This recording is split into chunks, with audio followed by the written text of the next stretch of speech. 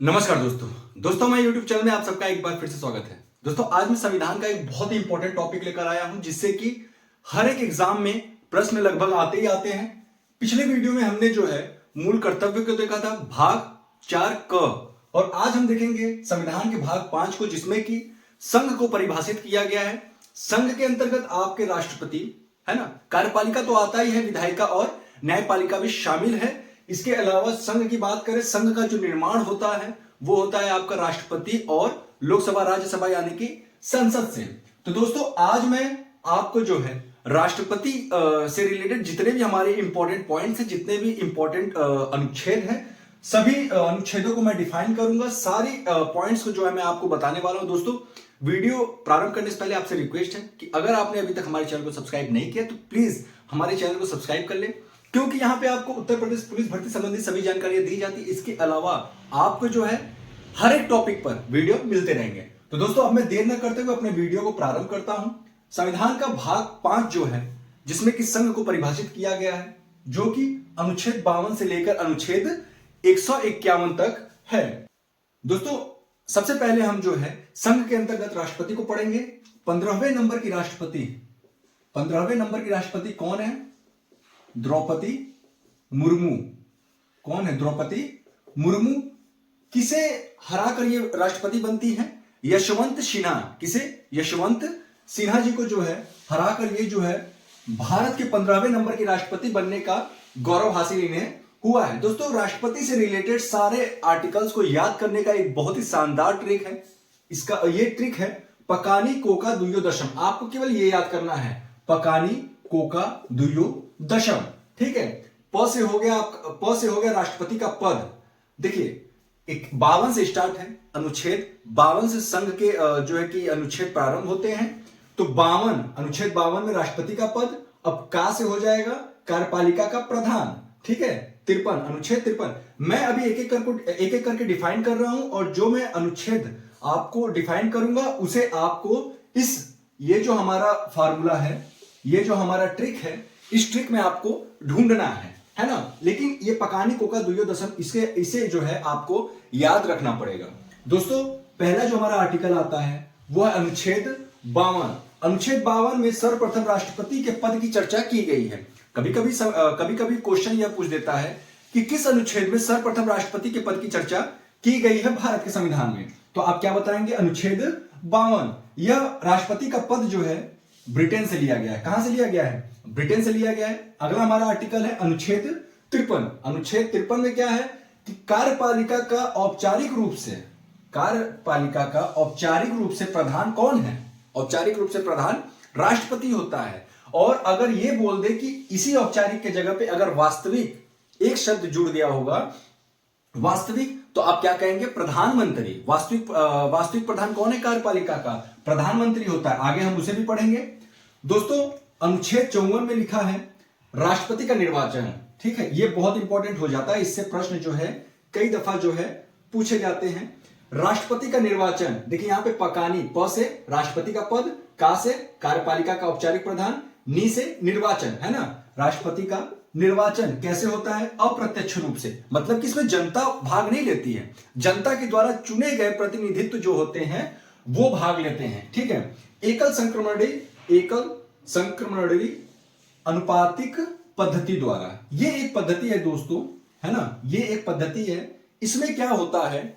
इसमें जब एक से ज्यादा उम्मीदवार, यानी कि एक उम्मीदवार है तो वो तो निर्विरोध चुना जाएगा राष्ट्रपति, लेकिन कंडीशन ये होता है जब दो उम्मीदवार होते हैं तो वहां पे जो मत होते हैं, जो वोट पड़ते हैं, वो वरीयता के क्रम पे वोट मतलब इनके चुनाव में पड़ता है। ठीक है, वरीयता के क्रम में, है ना, वरीयता के क्रम में जो है वोट का जो है इसमें मतदान किया जाता है। संसद के दोनों सदनों के निर्वाचन, देखिए इसमें भाग कौन कौन लेते हैं, इनके निर्वाचन में भाग कौन कौन लेते हैं, अब उसे देखिए। संसद के दोनों सदनों के निर्वाचित सदस्य, मनोनीत नहीं, राष्ट्रपति के द्वारा संसद के दोनों सदनों में जो भी मनोनीत सदस्य होते हैं वो भाग नहीं लेते हैं, निर्वाचित सदस्य भाग लेते हैं जो जनता के द्वारा चुने हुए आते हैं। ठीक है। और संसद के दोनों सदनों, लोकसभा और राज्यसभा, राज्यों की विधानसभा, राज्यों के विधानसभा के निर्वाचित सदस्य। अब इसमें विधान परिषद क्यों नहीं दिया है? क्योंकि दोस्तों हर एक राज्य में विधान परिषद नहीं है, कुछ एक राज्यों में ही विधान परिषद मौजूद है, इसलिए विधानसभा के निर्वाचित सदस्यों को इसमें शामिल किया जाता है। दोस्तों अगला हमारा जो इंपॉर्टेंट आर्टिकल है वो है अनुच्छेद 55। अनुच्छेद 55 क्या कहता है? राष्ट्रपति के कोटे को बता रहा है। देखिए को से कोटा है ना, अनुच्छेद 55 में क्या है? को मतलब राष्ट्रपति का कोटा। अब कोटा, राष्ट्रपति का कोटा मतलब कि ये, इसको हम पहले आपको बता दें, इसके लिए एक फार्मूला है, ये हमारा सूत्र है, इसे आपको देखना पड़ेगा। कोटा बराबर होता है कुल वोट। मान लिया हमने कुल वोट कितना है? 100। क्या है? कुल वोट 100 है और उम्मीदवार कितने हैं? कुल प्रत्याशी बटा, देखिए कुल वोट 100, कुल प्रत्याशी मान लिया हमने ए और बी, मान लिया हमने कुल प्रत्याशी कितने हो गए? ए और बी, 2 प्रत्याशी हो गए, तो यहां पे लिख लीजिए 2। अब इस 2 के बाद प्लस 1 है ना, 2 और 1 कितने हो जाएंगे? 3 हो जाएंगे ना, कितने हो जाएंगे? 3 और प्लस 1 यहां पे है, तो 3 एक कम 3, 103 कितने हो जाएंगे? 103 बटा के 3। अब इससे आप भाग दे देंगे, जो आएगा उतना जो है कोटा होता है राष्ट्रपति का। ठीक है दोस्तों, एक चीज और मैं बता दूं, जो जमानत राशि होती है राष्ट्रपति के लिए, जो जमानत राशि है उसे भी आप देख लीजिए कितनी होती है जमानत राशि। राष्ट्रपति पद के उम्मीदवार हेतु जो भी उम्मीदवार जो है कि राष्ट्रपति पद के लिए खड़ा होता है, उसे 15,000 रुपए, कितना? 15,000 रुपए जो है जमानत राशि के तौर पर किसे देना पड़ता है? आरबीआई को। किसे देना पड़ता है? आरबीआई को। और यदि वह कुल वोट का 1/6, यानी कि आप इस तरीके से समझिए, अगर वोट है 60, अगर कुल वोट है 60, तो इसका आप 6 से भाग दे दो, यानी कि 10 वोट अगर नहीं प्राप्त करता है प्रत्याशी, तो उसकी जमानत राशि जो है ये जब्त कर ली जाएगी। समझ में आया? जमानत राशि कितनी है? 15,000। ये आप लोग जो है याद किए रहना। और कहां जमा होता है? आरबीआई पास। दोस्तों जो अगला आर्टिकल है हमारा वो है अनुच्छेद 56। अनुच्छेद 56 क्या कहता है? राष्ट्रपति के कार्यकाल को बताता है। राष्ट्रपति का कार्यकाल कितना होता है? 5 वर्ष का होता है। कितना होता है? 5 वर्ष का होता है। अमेरिका में कितने वर्ष का होता है? 4 वर्ष का। अमेरिका में कितने वर्ष का होता है? 4 वर्ष का। भारत में 5 वर्ष का होता है। अनुच्छेद 57 क्या कहता है? दोबारा निर्वाचन मतलब कि कोई भी भारत का राष्ट्रपति दोबारा निर्वाचित हो सकता है, जैसा कि राजेंद्र प्रसाद का नाम आप लोग जानते होंगे, भारत के पहले राष्ट्रपति थे। यह जो है दोबारा निर्वाचित होने वाले राष्ट्रपति थे। दोस्तों अब अगला जो हमारा पॉइंट है वो है अनुच्छेद 58। अनुच्छेद 58 में क्या कहता है? योग्यता। अनुच्छेद 58 में योग्यता। मैं यहाँ पे अनुच्छेद 58 बोल रहा हूं और योग्यता, तो इसे आप ढूंढेंगे यहां जो हमारा ट्रिक है, जैसे दू से दोबारा निर्वाचन, यो से योग्यता। ठीक है, देखिए योग्यता क्या क्या होनी चाहिए कि सबसे पहले तो भाई वो 35 वर्ष की आयु पूर्ण कर चुका हो, लोकसभा के सदस्य बनने की योग्यता रखता हो, ठीक है, और 50 प्रस्तावक और 50 अनुमोदक प्राप्त कर चुका हो। यह हो गई योग्यता की बात। अगला है हमारा भारत की नागरिक हो, वो सब तो कॉमन सी बात है कि भारत का नागरिक हो वगैरह वगैरह, वो सब आप देख लेना। अनुच्छेद 59 इसमें क्या है? दशा एवं शर्तें। देखिए यहां पे दुयो दशम, दशा एवं शर्तें। अनुच्छेद 59 में क्या है? दशा एवं शर्तें। देखिए दशा एवं शर्तें क्या है कि संसद या विधानमंडल में किसी का भी सदस्य न हो राष्ट्रपति पद के उम्मीदवार बनते समय, ये जो है दशा एवं शर्तें हैं। इसके अलावा छोटी छोटी और है कि पागल व दिवालिया ना हो और किसी लाभ के पद पे ना हो, लाभ के पद पर न हो। इसका मतलब जानते हैं? लाभ के पद पर मतलब किसी भी प्रकार का जो है वो सरकारी नौकरी से जुड़ा हुआ न हो, और अगर वह संसद या विधानमंडल में किसी का सदस्य पहले रह चुका है तो उसे उसको अपनी सदस्यता जो है त्यागनी पड़ेगी। संसद या विधानमंडल का अगर वो संसद या विधानमंडल में पहले सदस्य रह चुका है या वर्तमान में है, तो उसे राष्ट्रपति के उम्मीदवार हेतु उस सदस्यता को जो है त्यागनी पड़ेगी, तभी वह जो है उम्मीदवार के लिए अपना नाम दे सकता है। अनुच्छेद 60 में क्या कहता है कि शपथ। देखिए यहां पे दशम, द हो गया, दशा एवं शर्तें, श से क्या होगा? शपथ। राष्ट्रपति को शपथ कौन दिलाता है? सर्वोच्च न्यायालय के मुख्य न्यायाधीश। अगर मान लीजिए ये मुख्य न्यायाधीश नहीं होंगे तो बाकी के जो हमारे जो न्यायाधीश होंगे, बाकी के जो अन्य न्यायाधीश होंगे, टोटल कितने? शायद 31 है ना, 31 है, शायद बढ़ गए थे, है ना, 30 थे, फिर शायद उसको बढ़ा गया था, कंफर्म नहीं पता मुझे, आप देख लेना, इसमें मुझे डाउट है।